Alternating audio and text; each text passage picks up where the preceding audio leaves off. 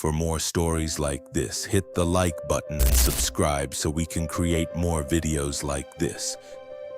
In the dusty corners of a forgotten town, where dreams often die before they begin, lived a girl named Meera. At just 15, she carried more weight than most adults do in a lifetime, not in her arms, but in her heart. Meera's parents had owned a small roadside tea stall, the kind that stood quietly at the edge of a bus stop, serving tired travelers and daily wage workers. The stall was never luxurious, but it was rich with warmth.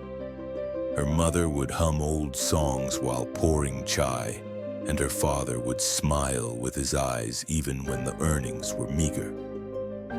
They didn't have much, but they had each other. That was everything. Until one winter morning, the kind where even the sun feels too cold to care, a gas cylinder in their small kitchen exploded. Meera survived. Her parents didn't. No relatives came.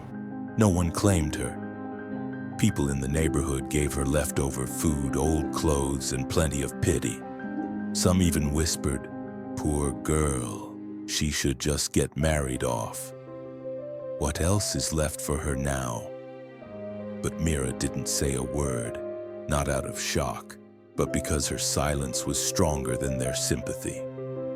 One morning, barefoot and dressed in her father's oversized shirt, Meera stood in front of the tea stall. It was charred and broken, just like her soul. She picked up a rusted kettle with trembling hands and began again. She didn't beg. She brewed.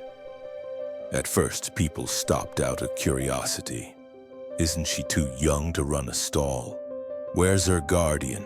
But the tea was just like her mother's, warm, comforting, and full of unspoken love. A rickshaw driver paid double. A school teacher gave her books in exchange for chai. A street performer played his flute nearby every evening just to draw more people to her stall. Slowly, Meera's stall became more than just a business. It became a place of silent healing, not just for her, but for everyone who stopped by. One day, a man in a suit stopped at her stall. He watched her pour tea with practiced grace, serving workers and strangers with quiet dignity. He didn't speak much, just sat and watched. After his second cup, he asked, "Who taught you to do all this?" She looked at him, calm and clear, and said, "Loss did."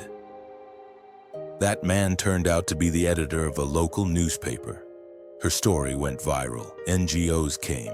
Donations arrived. But Meera didn't take the money. She used it to rebuild the stall. Not bigger, not fancier, just better. Years later, that stall became a training space for orphaned and abandoned girls.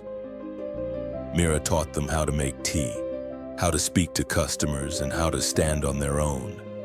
But more than that, she taught them something their broken lives had never given them: pride. Moral of the story: you are not what you've lost. Strength isn't always loud. Sometimes it's just a girl quietly pouring tea, refusing to give up. You don't need wealth to be rich. Just courage, dignity, and a heart that refuses to quit.